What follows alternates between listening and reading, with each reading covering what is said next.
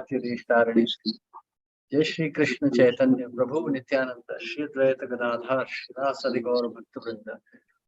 Hare Krishna Krishna Krishna Hare Hare Hare Ram Ram Ram Hare Hare.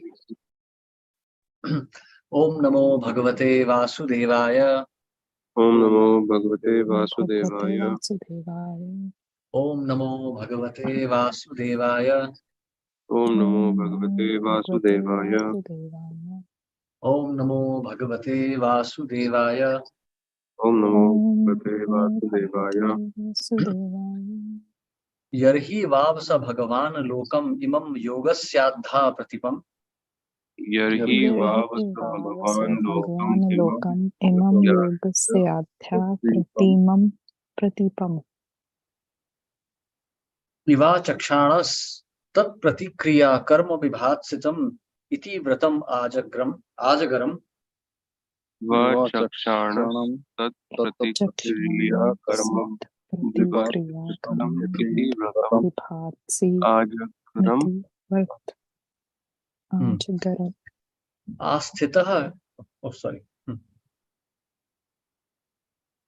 Asthitah Shayana Evashnati Pibati Khadyati Avamehati Hadati Sma Cheshta Man Ucharita Adigdho Desha. Asthita Shayan Evashnati Pibati Khadyati Hadati Sma Cheshtaman Ucharit Adigdho Desha. Yes, please. Mary Prabhuji? Oh, go ahead, Prabhuji. Okay, Mataji. Hare Krishna. When Lord Rishabdev saw that the general populace was very antagonistic to his execution of mystic yoga, he accepted the behavior of a python in order to counteract their opposition. Thus, he stayed in one place and lay down. While lying down, he ate and drank, and he passed stool and urine and rolled it. Indeed, he smeared his whole body with his own stool and urine so that opposing elements might not come and disturb him. Purport by Srila Prabhupada. According to one's destiny, one enjoys allotted happiness and distress, even though one keeps himself in one place. This is an injunction of the Shastras. When one is spiritually situated, he may stay in one place, and all his necessities will be supplied by the arrangement of the Supreme Controller. Unless one is a preacher, there is no need to travel all over the world. A person can stay in one place and execute devotional service suitably according to time and circumstance. When Rishabdev saw that he was simply being disturbed by traveling throughout the world, he decided to lie down in one place like a python. Thus he ate, drank, and he passed stool and urine and smeared his body with them so that people would not disturb him. Hare Krishna, Prabhuji. Thank you very much. Hare Krishna. Thank you, Prabhu. Now, one question that we need to ask ourselves is, why is Shukadeva Goswami getting into such technical details? Why is he explaining it in this particular manner? So, if you would have been like paying attention to Bhagavatam, like if you would have been meditating on Bhagavatam, you would have noticed that the perspective of Srimad Bhagavatam is completely spiritual. So, like one may think, this kind of things, like no one wants to talk about these things because they sound so bad. How can a civilized person talk like this? How can a civilized person speak of such topics? But if you think very carefully, the very thing we call morality in the society or in the general populace, that itself is just a symptom of attachment. The Vedic morality, the concept of Vedic morality, Vedic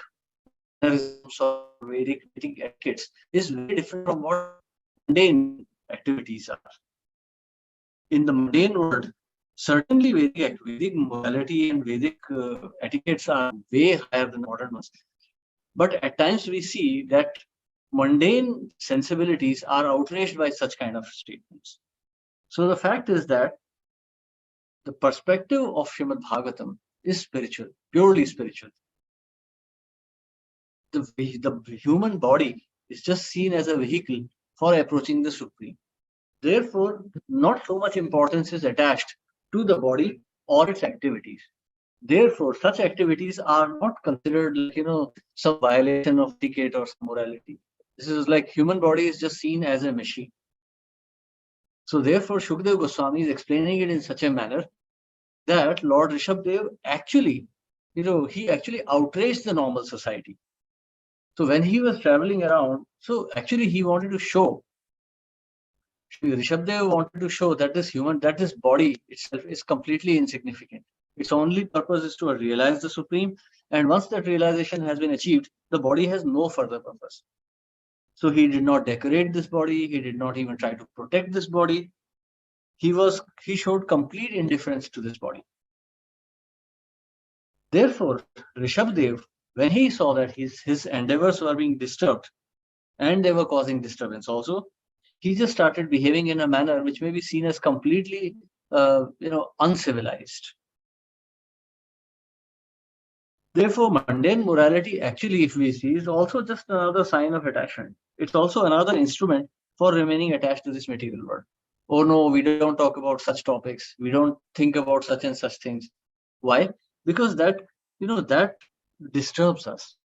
And that disturbs our material conception of how life should be lived. But Srimad Bhagavatam utterly demolishes these concepts. Srimad establishes the spiritual principle and the need for attaining it. Hare Krishna. So, text 33. Hare Krishna, Prabhu. Yes, Prabhu. May I ask a question? Yes. Prabhuji, Krishna was the incarnation of God, was the God himself. Yes. He has shown exemplary character when he was ruling the Brahmanda and all that. Now, at this stage, why should he be painted this way? That with all this, after leaving this kingdom, that he is being thrown mud and through abuses and all that, and then again in such a filthy way living. Why he should be used for explaining this thing? I agree. So Dev Goswami is doing it very spiritual and everything. But why Dev, who was with elevated position, should be used to be quoted like this? Because common men like me take lesson from these things. Why he may used to show this type of content? Because the Lord wanted to show. See, what is Krishna saying in Bhagavad Gita? Dharma sansthapanarthaya sambhavami yuge yuge. Dharma sansthapanarthaya, to establish dharma. Dharma has many dimensions. Dharma is not just like, 4 regulative principles. It's not just that simple. Dharma has many, many dimensions. So as Rishabdev, the Lord is trying to establish the fact that one should not be attached to even the basic false ego of maintaining this body. Sometimes renunciates become proud of their renunciation. They expect respect from others. They expect others to treat them with dignity. But Srila Rishabdev is here explaining, through his own behavior, he's explaining what renunciation actually means. Complete indifference. Complete indifference. Sometimes a radical example has to be given. Otherwise, people would take it in a wrong manner. People would think, okay, I am now a renunciate, therefore I deserve respect. No. So Lord Rishabdev is explaining that you don't deserve any respect also. Don't expect any respect. It's helpful, said. I got it. Thank you. Hare Krishna. Very clear. Yes, Ramtilak Prabhu, you also had a question? Yes, Prabhu. Basically, in Bhagavatam, we've been seeing that, like Dhruva Maharaj, they went to the forest and did a lot of penances. So here also, Rishabhadev, the Lord could have gone to seclusion and done his penances, but he chose to stay amongst people to show them how to not really be attached to the body. So is that to by example show, is that the main thing then? Absolutely. Absolutely, Prabhu. Like our acharyas have also done some things. So, he's trying to explain another dimension of renunciation. Now, one may think, okay, Prahlad Maharaj, this Dhruv Maharaj went to the forest, Narad Muni went to the forest, and we see that Dhruv Maharaj met with Narad Muni, he met the Lord there, and it was like they had such a pleasing exchange. Then we see the story of Kardam Muni, he meets the Lord, there's a pleasant exchange. Now Rishabdev here is to explain that, anything is possible. Okay. I remember many years ago, in 2007, actually, I took a flight from Pune to Bangalore. And it was a pretty uneventful flight. The plane went, and then I had to take like some 15, 16 flights over a period of 2-3 months in South India. And I was quite happy, I thought like flying is quite fun. The plane goes up smoothly and lands. And then one day when I was traveling to Vijayawada, it was a small plane and there was a cyclonic storm. And then the plane was really tossed around. So then I understood that, this is another dimension of flying. Sure. So, flying is not always going to be pleasurable. So this way, Krishna is also showing that, renunciation is not always going to be pleasant. Yeah, we take life for granted and this body for granted. Absolutely. Suddenly we realize, oh, there's not much time left here. It's time for us to go also. Exactly. So we should be like completely indifferent. We should understand that, anything can happen. Yeah, sure, Prabhu. And that's why we see the example of Pandavas also actually. Now, one may get a misconception that, now I'm a devotee of the Lord. Krishna will protect me. Krishna has said, Yogakshemam Vahamyaham. So Krishna will protect me. I'll have a happy life. It may not be. It may be. It may not be. Sure. So Pandavas were an extreme example. Like, imagine like even in today's society, no one can imagine one's wife being so badly insulted in public. But it happened to Pandavas. They had to live through that indignity also. And they were very intimate associates of the Lord. So Lord is actually giving an example, like be prepared for anything in this material world. Sure, Prabhu. Hari Hari. Anything, anytime. Yes. Padam padam yat vipadam. Hare Krishna. Yeah.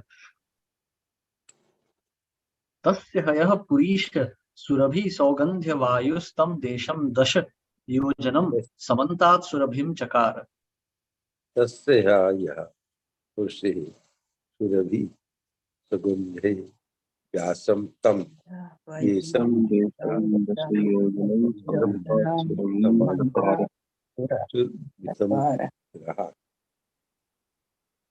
Yes. Very Yes, please. Hare Krishna Vajrava. Translation proposed by Sri Prabhupada. Sri Prabhupada ki Jai. Translation. Because Lord Rishabh remained in that condition, the public did not disturb him. But no bad aroma emanated from his stool and urine. Quite the contrary, his stool and urine was so aromatic that they filled 80 miles of the countryside with a pleasant fragrance.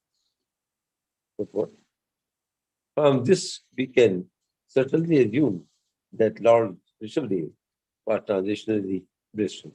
His stool and urine were so completely different from material stool and urine that they were aromatic. Even in the material world, cow dung is accepted as purified and antiseptic. A person can keep his stock of cow dung in one place and it will not create a bad at all to disturb anyone. We can make it for granted that in the spiritual world, stool and urine are also pleasantly scented. Indeed, the entire atmosphere became very pleasant due to Lord Rishabhdev's stool and urine. Hare Krishna. Hare Krishna, thank you very much. So here also we are seeing that even though the activities appeared obnoxious, they were not. Because the Lord is so pure and sublime. So because the Lord is sublime, he is pure. So even his so-called obnoxious activities were very pleasant.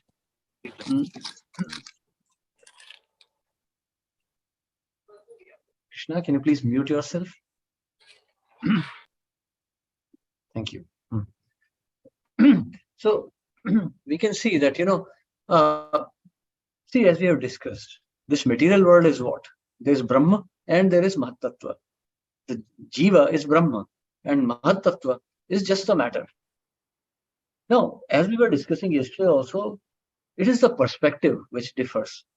So the three gunas, sattva guna, rajo guna, tamo guna, they are essentially, like if we see from a very physics point of view or very physical point of view, sattva guna is the principle of consciousness or principle of, you can say, knowledge. Rajoguna is the principle of movement or activity, and Tamoguna is the principle of inactivity, or you can say stupor. So when these three modes are acting, then the Brahma and Mahatattva are interacting with each other, as we have seen in the second canto. These three gunas are forming the link, the interlink between the Brahma and Mahatattva. So the Brahma is not connected directly with Mahatattva, but through these three interlinks. So when one becomes powerful, one type of manifestation is seen, or another type, or another type. So for example, if Rajoguna is very predominant, then we can see Brahma in the form of animals like lions and tigers. If Tamoguna is prominent, then we can see manifestations like plants and bacteria and such creatures.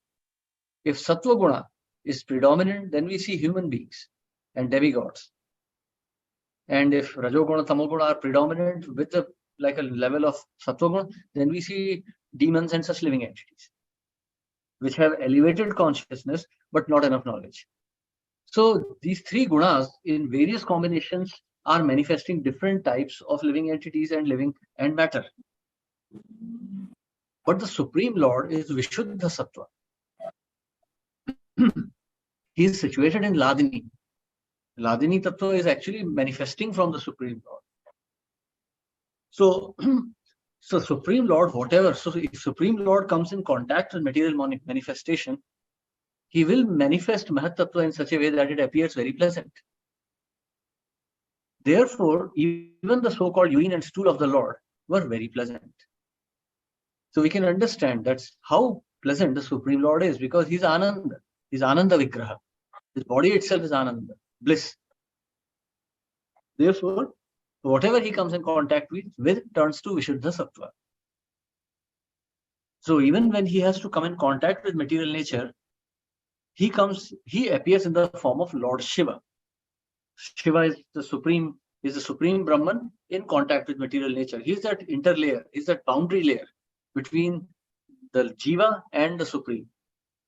The Supreme in contact with material nature, that is Shiva. The Supreme, which is not in contact with material nature, but having a consciousness of material nature, that is Vishnu. And the Supreme, who is completely free from material nature, he is the Supreme Narayana manifestation of the 24 Narayana Murtis and Krishna and Ram and other manifestations. So this is how we can understand the Supreme Lord and his activities.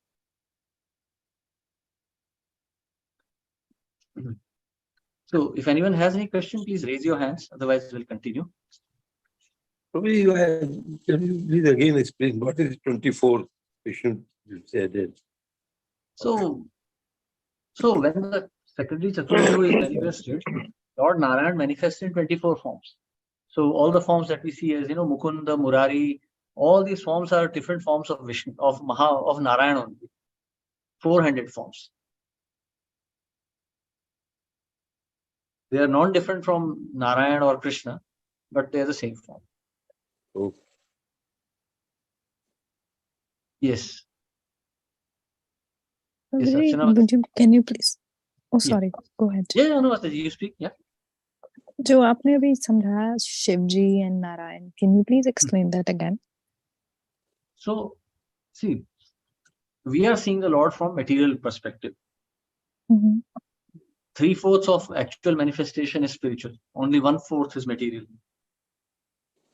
In a manner of speaking, because it's all infinite, so there's no question of fractions here, but still, Acharyas say that 1/4 of manifestation is material.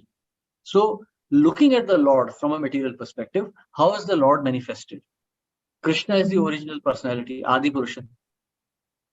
That Adi Purush manifests as Balram and the Narayan Murtis also. So all these Narayan Murtis and Balaram and Krishna, Ram, all these forms, they are completely transcendental.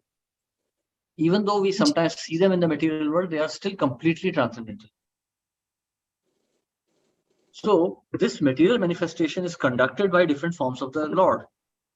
So Sankarshana is also known as Tamasi because material modes are manifesting from him.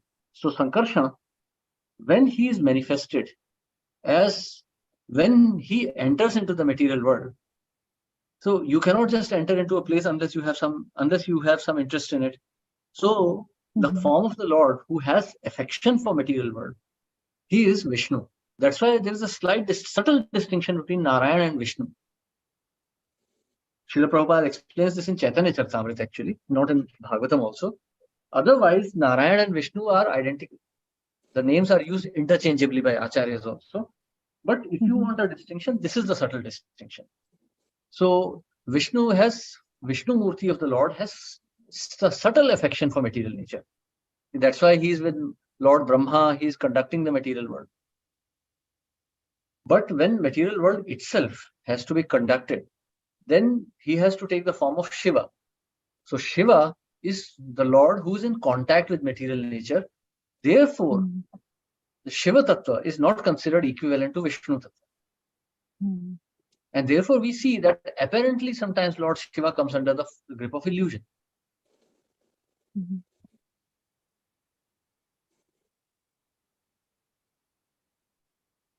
Thank you, Guruji. That was very helpful. Hari Hari. So even more point from me now. Yeah. See, Lord wants all these human beings to come back to his spiritual kingdom. And his spiritual kingdom is 3/4, while remaining only 1/4 is the material one. So why is it difficult to reach there? God wants, the space is there, and the people who are trying to go to God. Then why is it so difficult to go to God? It's not difficult actually. We make it difficult. We don't surrender to Krishna, therefore there is In fact, problem. now we feel scared. Earlier we were not scared when we started reading Bhagavatam. But now we feel scared. But what I think that God is so loving and he wants us to go there. There's a lot of space also, spiritual area where people can live. Then why we should feel that it's so difficult, it will be very difficult to reach go there.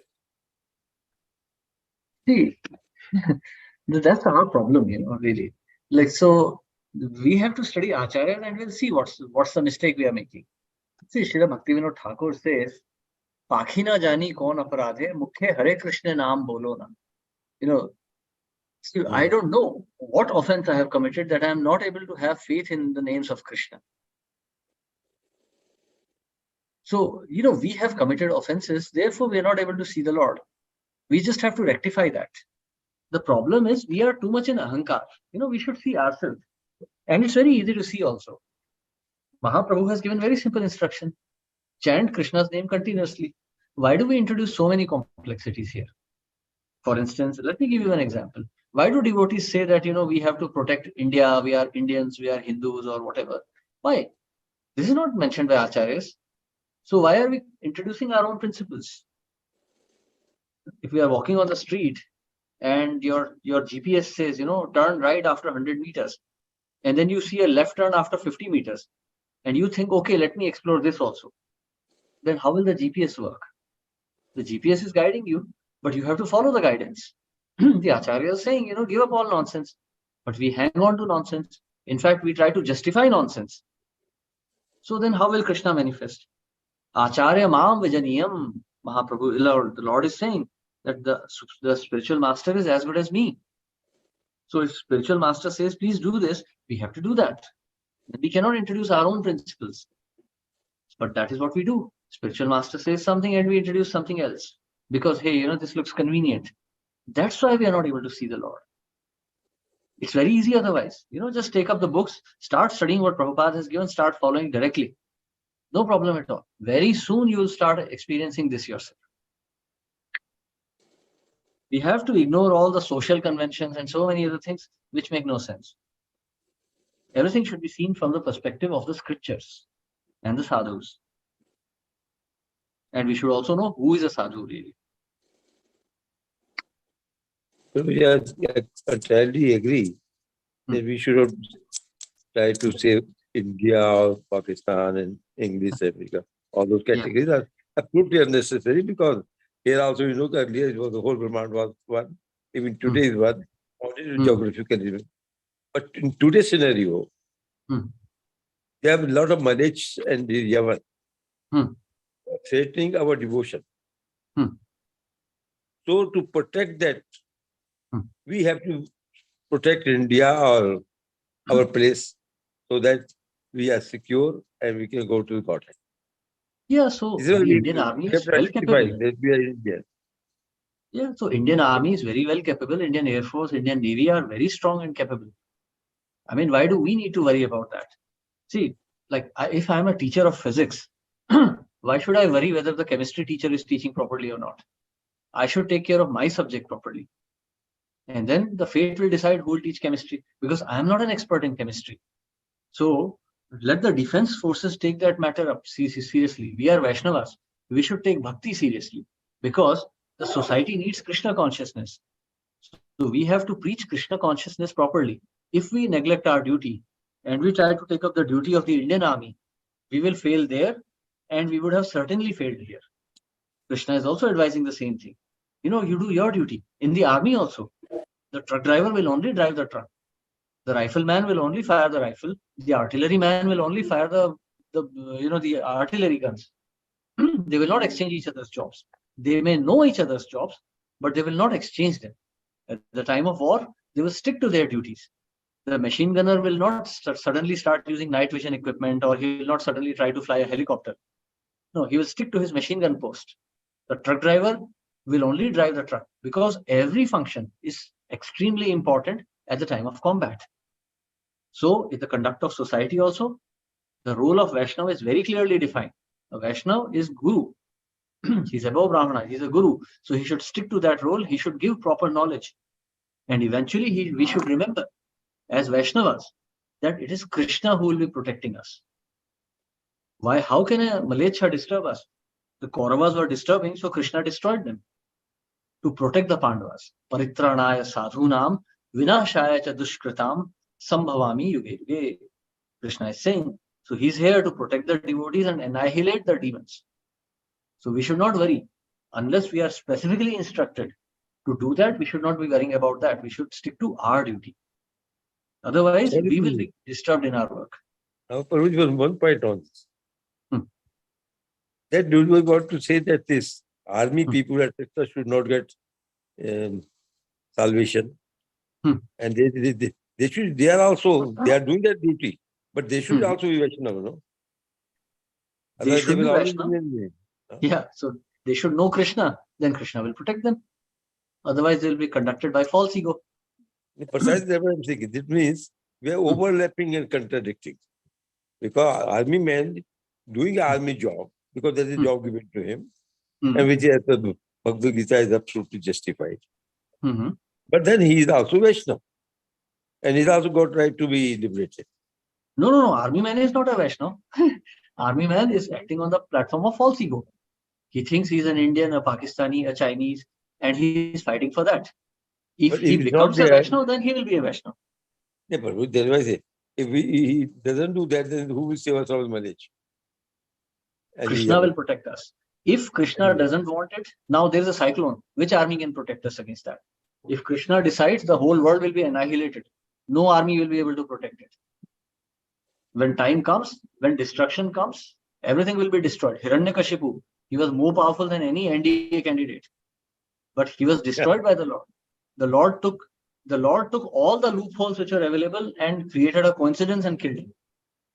If Lord decides, then we have to die, then we have to die. Then no one can protect. Our job is to please Krishna. No army, no air force can protect us. Once time has come, everything will be annihilated. That's the whole point of Krishna consciousness. That we are not this body. Thank you. Hare Krishna. Yes, Archana Mataji, your point, your question. Hare Krishna, Prabhuji, you mentioned that those with elevated consciousness and less knowledge, they are demoniac, means they belong like demons. I didn't quite understand that. See, if Sattva Guna becomes predominant, then the living entity, see, so it's not like some fixed percentages, but if Sattva Guna is overly predominant, then one becomes a demigod or a sage, even above demigods. If Rajoguna starts rising along with Sattva Guna, one becomes a demigod. If Rajoguna is like is in equal measures, one becomes a human being. Bhurlok is Rajoguna. If Rajoguna exceeds certain percentage, there is still Sattva Guna, one becomes a demon. Because consciousness is still there, but now it is being totally misused. Hmm. So demon also has some We conception. can call it an elevated. Pardon, I couldn't hear you. But Your voice is because breaking. an elevated consciousness means good amount of knowledge also, no? That so I don't know what's wrong. It's okay, let it be. No. So okay, I get your point. See, demons also have civilization. So when we are reading about, for example, see, like let me give you one very simple example. At the end of this canto, when we reach the 26th chapter, we're going to read about the lower, Bilaswarga, 25th chapter, I think. The lower heavenly planets. Now, okay, let me give you one very simple example close to your heart. Your friends, your doctor friends, would you call them demigods? No. They're not devotees. They are breaking regulative principles, but they are civilized. They're civilized. They follow some basic etiquettes, but they are like deplorable characters, isn't it? The doctors and all, in general, doctors, engineers. They don't accept the Supreme Lord. They are egoistic. That is demon. Demon doesn't mean some special long hair or long teeth or anything. Demon is one who doesn't accept Krishna. So they have some semblance of civilization, some semblance of culture, but atheistic. So this happens because of predominance of Tamoguna and Rajoguna. When Tamo and Rajoguna start overwhelming the Sattva-guna, one becomes a demon. So that's why demons are worshipping Lord Shiva. Or we see the best example we'll see from Brihad Bhagavatamrita, the Kamakhya Brahmana, Vishnu Sharma. So he is worshipping Kamakhya Devi and he is starving. So now who worships Devi actually? The demonic people worship, materialistic people. But this Brahmana was worshipping and Kamakhya Devi guided him to Lord Vishnu. And eventually he reaches Golok Vrindavan, and then he realizes that he's a cousin of Radharani herself. So, see, demon is not a condemned soul. A demon is just a soul overwhelmed by the modes of nature. The soul itself is pure, Brahman. What I wanted to understand is why did you say that a demon also has elevated consciousness? That was because you need some amount of sattva gun, some amount of knowledge for the consciousness to elevate to that level. So we can't call a person with an elevated consciousness to be a demon. Okay, let's take example of some of your colleagues, drunkards, meat eaters. But would you equate them to a dog on the street? No. Why? They have some. They are a little bit civilized most of the time. You get the point now. This consciousness is slightly elevated. It's not like they're some demigods. They're not going to recite Bhagavatam and Sanskrit verses in the glories of the Lord. But they have some degree of civilization. The dog will simply bite you. These people, even if they are angry at you, they would just say something. They're not going to hit you with a stick or something. So when you said elevated consciousness, this was in comparison to what? To the lowest consciousness, animals, plants. Okay. Slight elevation of consciousness, not like divine consciousness. Okay, got it. Developed, I think I should use the term developed consciousness. I got a little confused when you said elevated consciousness. Okay, got it. Yes. Okay. Sorry, that was a wrong terminology I used. Thank you, Prabhu. Hare Krishna. Yes, Anand Ram Prabhu. Hare Krishna, Dandot Prabhu. Dandot Pranam. Yes, First, I'm very thankful that he gave a very nice explanation on considered to this subject matter of many times we feel that certain professions are so nice that we on this platform. So like many times feel that medical profession, teaching profession, or working as a serviceman, working for the government or working for defense services are so noble professions. Yeah, it's human platform, as you said, it is a noble profession. But if one is not Krishna consciousness, then all these things are going to bring problem only. Because the main problem is we remain attached to this material world, will not get liberated. So in that way, these are all binding to the materialistic conceptions. And secondly, slowly and steadily, if we remain there for a long time, then we become atheistic also. Eventually, That's what we see nowadays. Like previously, people who were acharyas, teachers, or acharyas in terms of their discipline succession, they may be acharya of martial arts or acharya of some art. And so every discipline had their own acharya. So used to be there. Or we use acharya for our own spiritual charity line, devotional line. We use it for our acharya for an expert in his line and knows that in and out. But then over the years, what we have found that all these experts are now.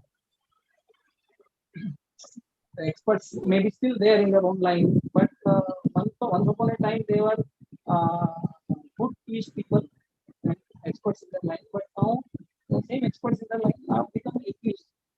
It's just because slowly and steadily we have become we have lost our God consciousness. yes. So what is the use of such society and what is the use of such professions? Because you rightfully said that you need to depend on Krishna, practice of Krishna, irrespective of whatever profession. Prabhu, we are not able to hear you very clearly. There is some disturbance in the.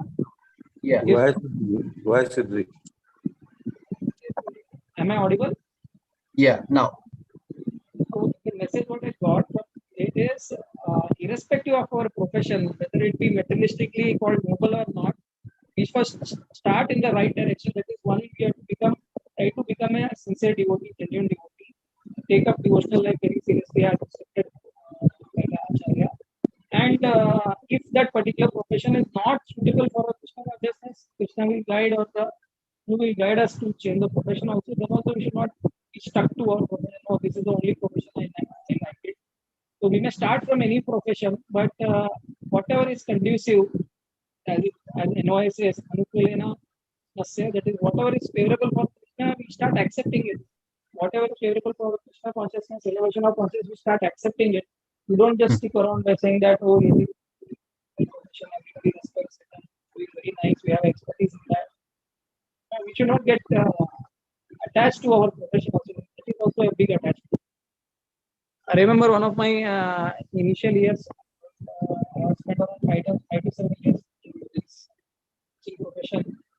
And automatically it comes, the pride comes, okay, that we are doing very well in that. We are getting a lot of acknowledgements, we have a lot of students. Another teacher friend said that, what do you do when you go to Goloka Iblis consciousness? By chance, suppose, you will not get an entry to the Goloka. But what about you suppose by chance you go into Goloka and your consciousness is that teaching consciousness? Nobody likes to learn maths from you up there. There's no need of maths over there. What is it? So your consciousness remains like that. So definitely we never become eligible to enter into the spiritual realms. So this professional attachment is also a very big roadblock. And these are the difficulties actually. that strong attachment to relations, strong attachment to sentiments, strong attachment to profession life, strong attachment to comforts. So many attachments. And some attachments may look very small, but even if that is not there, then we become very difficult to handle. Like one devotee was saying that even very crude example, like somebody be attached to a commode. That is, I like to have a fast stool only in European toilet system. Even that is an attachment. Yes. You could tell that how much we are attached, because if we are not able to pass the stool in a particular manner, for that also we become so much disturbed. And here we are talking about so many strong attachments. So actually, the acharyas are very humbly guiding us. In fact, they are actually pleading. If it is a graphic thing, then it is almost like they're pleading again and again. Take up Krishna consciousness seriously. Take up these words of the Parampara very seriously. And every time we are neglecting only. We are trying to convince ourselves that we are very good in our comfort zone and we can take up seriously. And Krishna consciousness is going very smoothly in my life. Nothing is smoothly in our life. If we continue what we are doing, maybe millions of births we may have to take. There's so much attached. We may look and act very nobly, but towards the standards, if we compare to the standards of what the scriptures and what acharyas speak, we are almost like the worm in the stool. Prabhupada rightly says that we are having the consciousness of the worm in the stool. Worm in the stool is also very happy in that environment.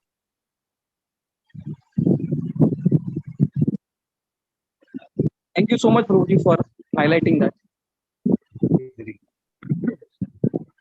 So we take one last verse for the day. Text 34. Evam go mriga kaka charyaya vrajam stishtan ashina shayana kaka mriga go charita pibati khadyati avamehati sma. Evam go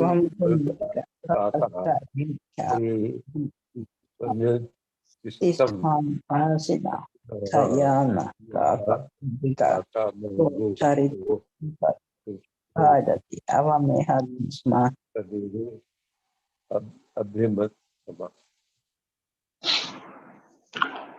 Read Prabhu. Yes, please. Translation and purport by Stephen K. Swami Prabhupada.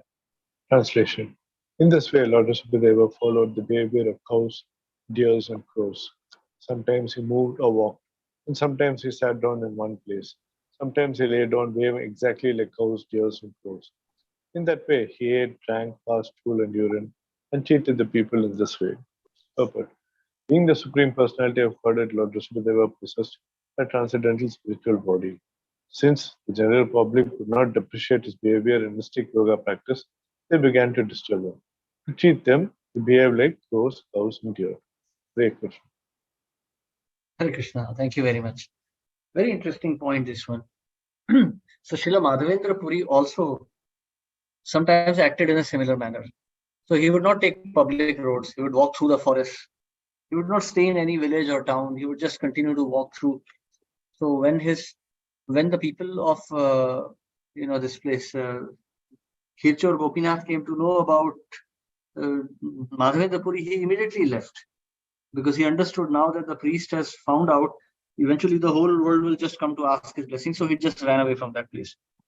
So that is the position of a pure devotee. He doesn't want to attract any unwanted attention, because such kind of attention is actually a distraction from remembrance of the Lord. Shunyayitam Jagat Sarvam Govinda Virahena Me. And before that, Mahaprabhu has said, Na dhanam, na dhanam, na janam, na sundarim kavitam va jagadisha kamaye. So a devotee has no use for such nonsense association. Like Srila Prabhupada also used to say that we are not here to create a public spectacle. We are preaching to the public so that those who are genuinely interested will come to us. But we are not here to create a spectacle. We are not here to acquire cheap followers. Oh, see, I have 5,000 followers. That makes no sense. That's all nonsense. Actually, it's dangerous, because by preaching to 5,000 people who have no faith, I will end up losing my faith. I am creating their good karma.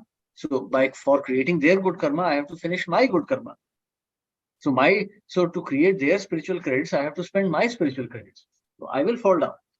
So therefore, Prabhupada advised that we should not have any followers actually. We should try to avoid followers as much as possible.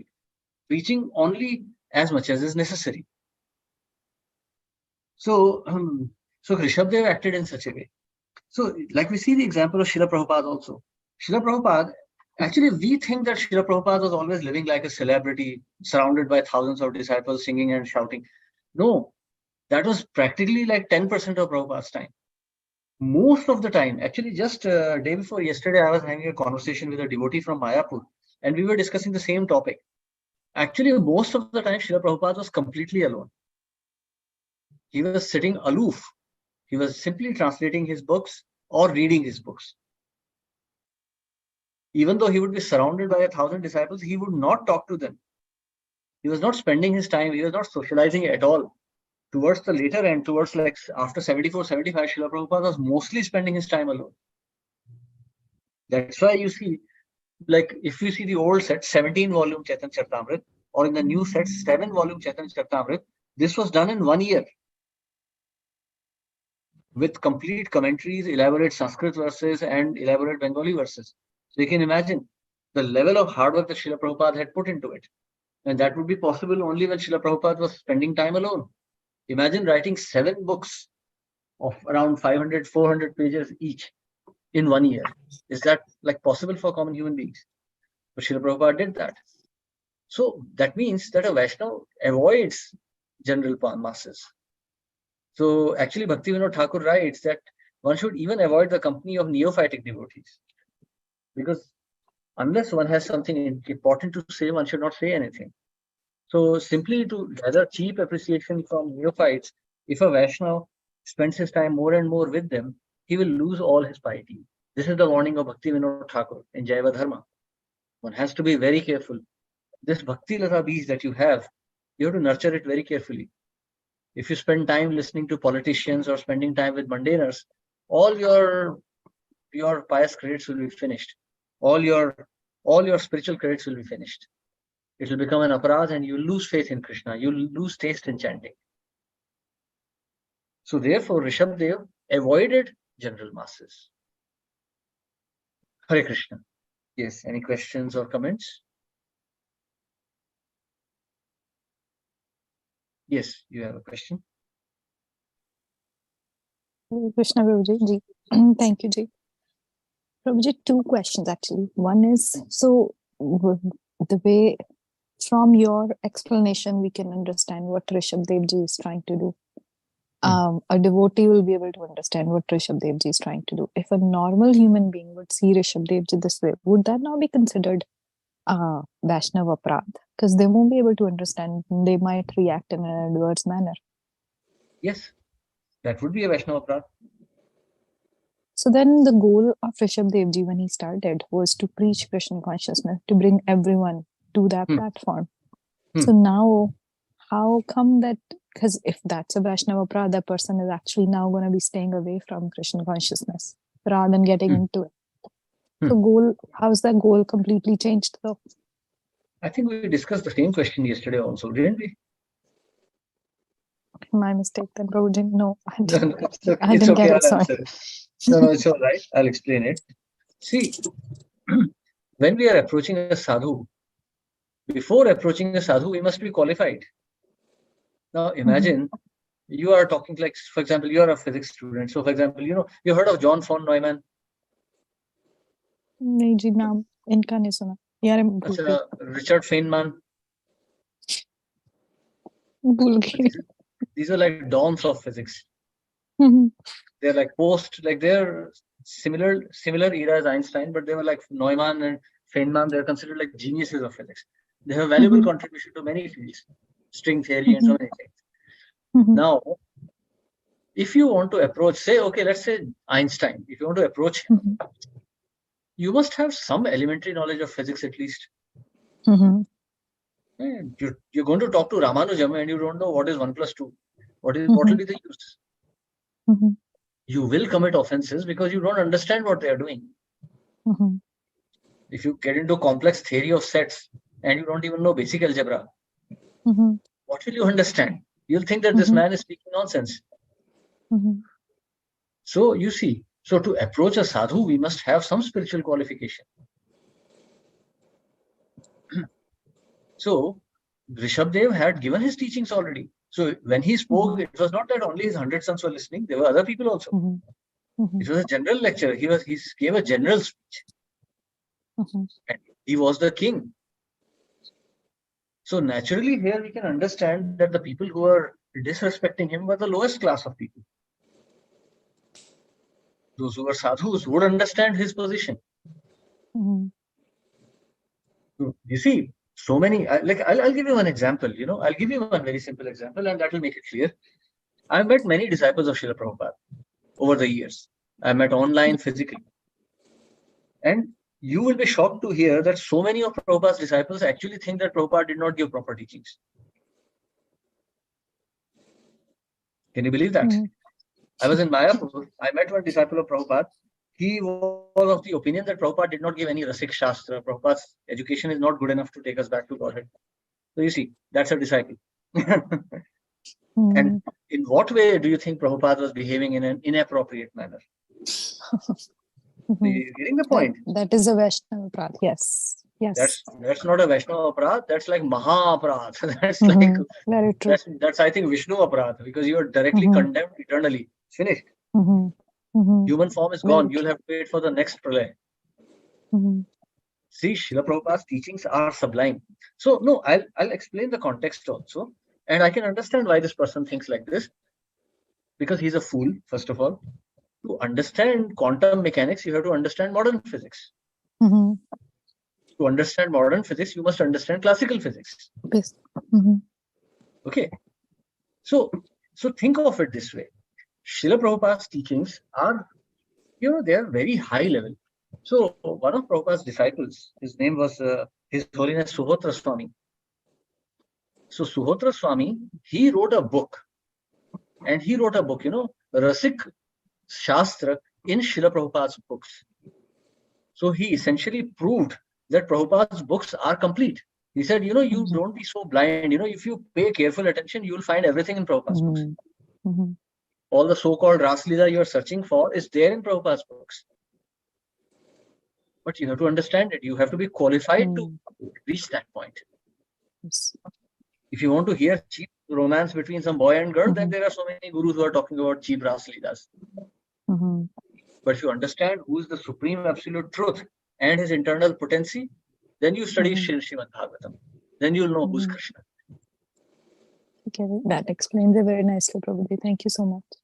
Ek or question. When you said spending, say, when we are preaching, there are, for example, take you as an example. You are preaching and sadhaka, for example, like me, you are actually helping us to understand what is the goal of our life and how can we serve Krishna. So then with that in mind, when we say, the pious credits might be taken or the person might fall, why would that be? If the preacher is thinking that, my goal is to serve Krishna and whatever comes our way, I'm taking it, why would that be then? Okay, now very interesting point. That's a very valid question you raised here. I had a discussion with a very senior devotee on this topic many days ago. See, first of all, if preaching would be all glorious, without any drawbacks, everyone would become a cheap preacher. So there must be some drawback to it, like a regulatory mechanism. So preacher has to take some reactions from the people he's preaching to. Srila Prabhupada, Guru is Guru. Shiksha Guru, Diksha Guru doesn't make any difference. Is Guru Tattva. To create, see, Prabhupada, once Prabhupada was asked, Prabhupada, what was our qualification that we got your association? So Prabhupada, very humbly, he replied, you had no qualifications. I created them for you. So you see, so if one is creating a qualification for the other, then one has to, you have to buy something from the market, you have to spend money. So you have to give what is yours. So one has to give his own spiritual qualifications. If we put it in a very simplistic manner, it's not really that simple. But the point here is that the guru also has to suffer for one reason, because the karma has to go somewhere.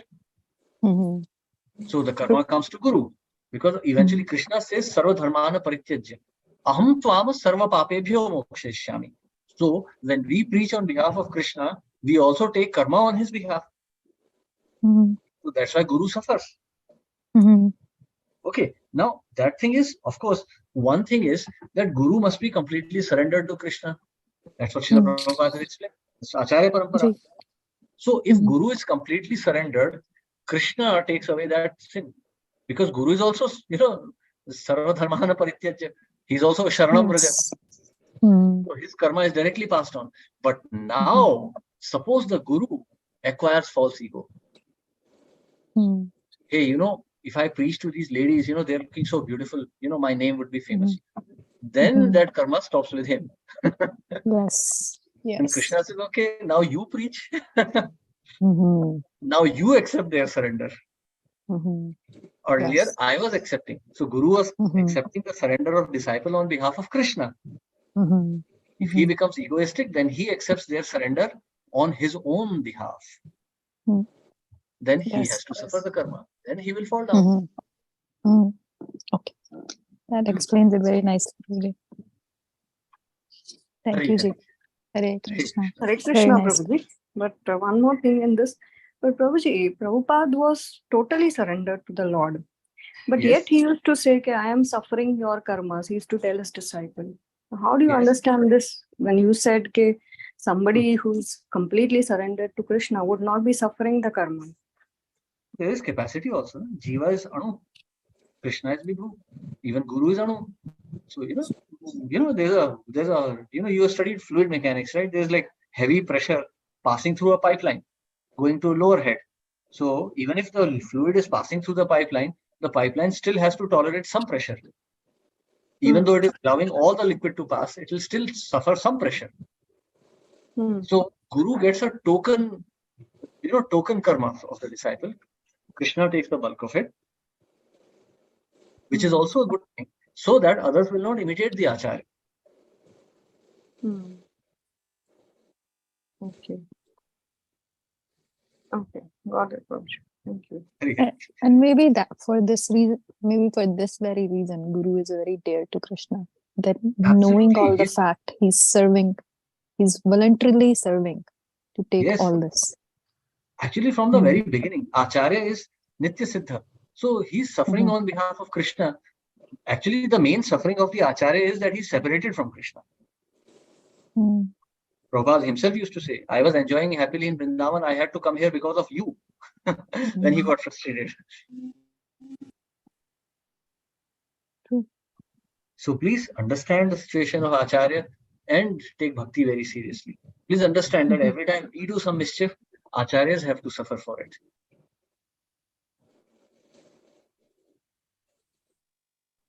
Ooh, that's a very big statement to digest, even to practically take it. Yeah, so we should understand the principle of compassion. If the child is a thug, he's a rogue, then the father has to suffer for him, isn't it? If son becomes a drug addict or a murderer or an alcoholic, father's reputation is spoiled, isn't it? If the son goes to jail, then father has to pay for the for the bail and other things. So father has to suffer. So why should the son do something like this? So if we think we are devotees of Krishna, why should we make the Acharya suffer for it? Acharya is our father. Prabhupada used to say, Krishna is your husband, I am your father. So that's Prema Bhakti. Hare Krishna. Prema Bhakti for Krishna begins with Prema Bhakti for the spiritual master.